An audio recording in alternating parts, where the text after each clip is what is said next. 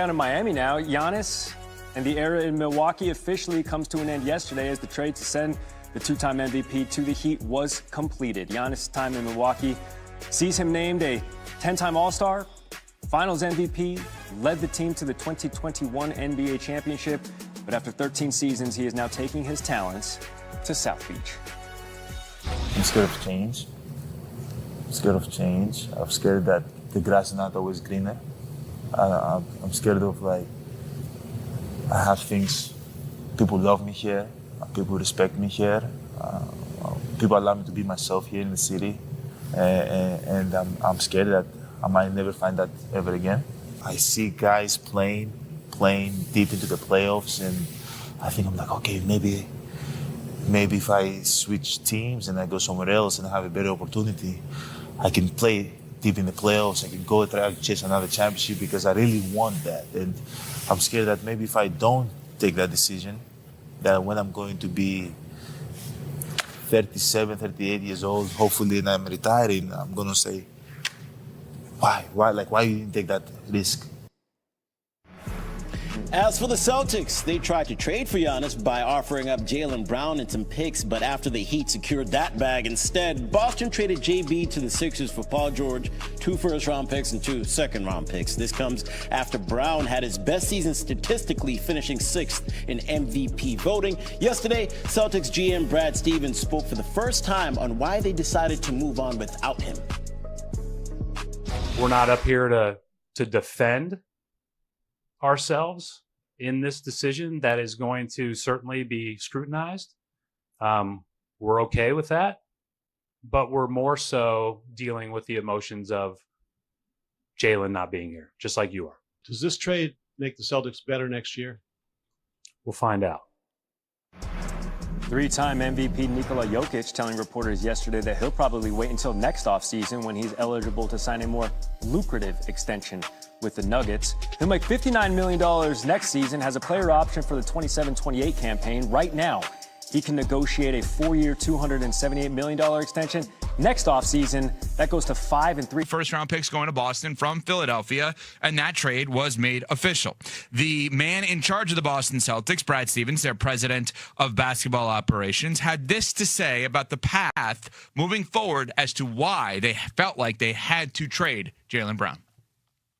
When I looked at our team and I looked at where the league was heading, looked at the way that we've finished the last couple years, and also looked at the unbelievable way we've played in the regular season in the last couple years, you know, the path looked a little bit more challenging to me. I might be wrong. I'm not going to stand up here and be defensive about that. But the path looked a little bit more challenging with 70% of our cap and such a high percent of our usage tied into 2 players.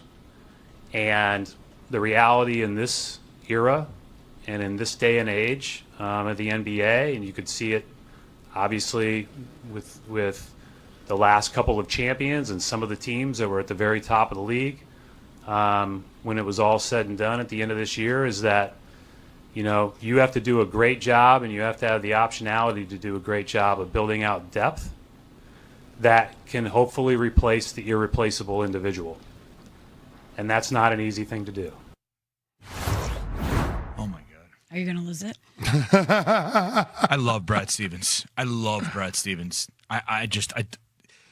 Boston Celtics, based on what he said to you yesterday, said to all of us yesterday, made a move that was clearly not a good move because they were nervous about the financial flexibility in 2028, 2029.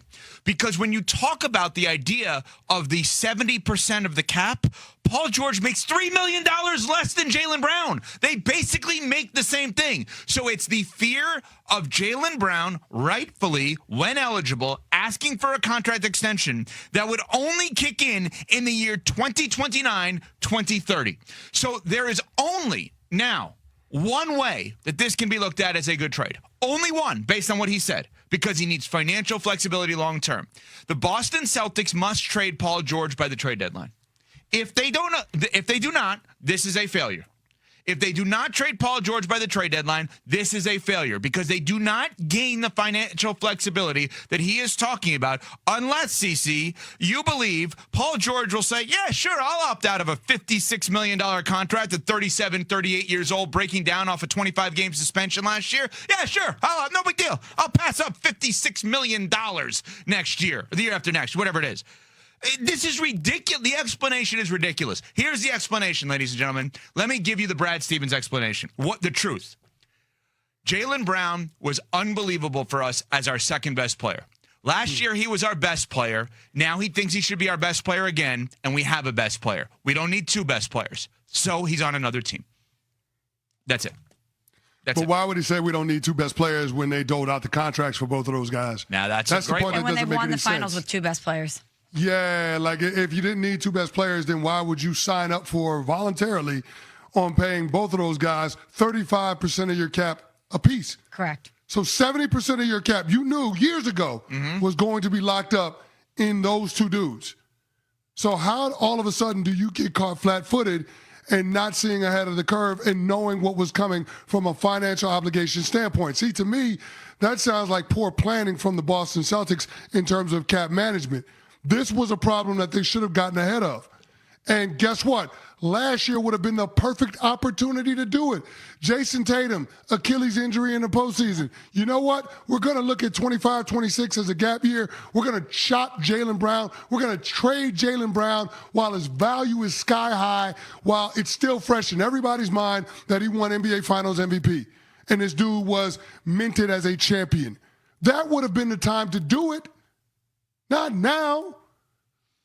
But here's the deal. They didn't have a contingency plan for not missing out on Giannis, which is bad on two fronts. First of all, you should have had more in the deal to make sure that you land the plane because you didn't have a viable contingency.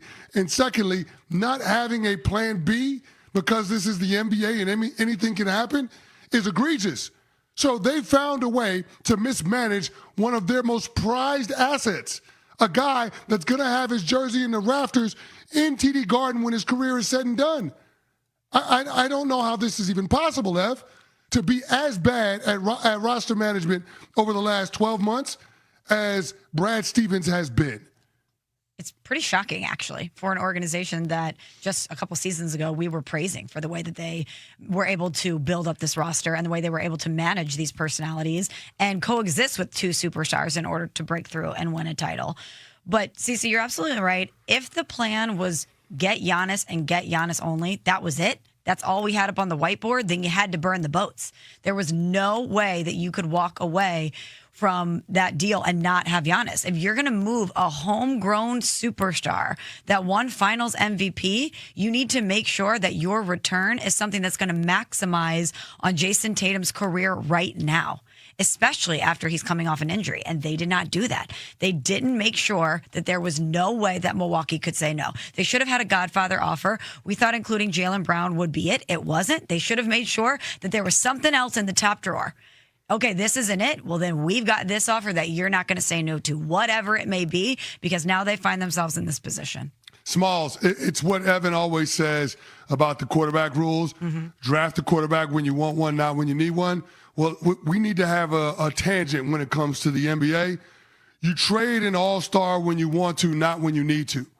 Everybody around the NBA knew you had to trade Jaylen Brown because in the coming weeks, he was eligible for a 2-year, $145 million extension that you weren't going to give him. Everybody knew that that was your shot clock. And they knew that it would be an untenable situation if you held on to him. The value would continue to plummet because it would become increasingly clear that you don't want him around. The minute he becomes eligible for that extension and you don't give it to him, that is a distressed asset. And all of a sudden now, you're getting pennies on the dollar. Hell, you already took pennies on the dollar. So Brad Stevens and the Boston Celtics say, yeah, we want an optionality. No. That is the default. That is the silver lining in what otherwise is one of the most infamous trades that we've seen this decade in the association. It is absolutely egregious what the Boston Celtics has done. And I'm not saying it's going to be Brad Stevens, and I'm not saying it's going to be Joe Mazzulla, but eventually this is going to lead to somebody in that organization getting fired. Well, maybe there is an explanation for it. And maybe there's an explanation for it that Brad Stevens cannot give us publicly. We'll explain next. We're on Sportsmanlike, presented by Progressive Insurance. He has done retroactively. And I said, well, maybe there is an explanation for it that Brad Stevens can't share. And here's my guess as to the explanation for it that he cannot share. He has a new boss. He works for someone different. Maybe in its simplest form, he works for someone different. And maybe CeCe, when we were at the Sports Business Journal conference a few weeks ago, and we were presenting awards, should have done the head nod to Wick Grossbeck, who did it to him, right? And maybe he was saying, hey, the new guy who just bought the team from me doesn't know what he's doing.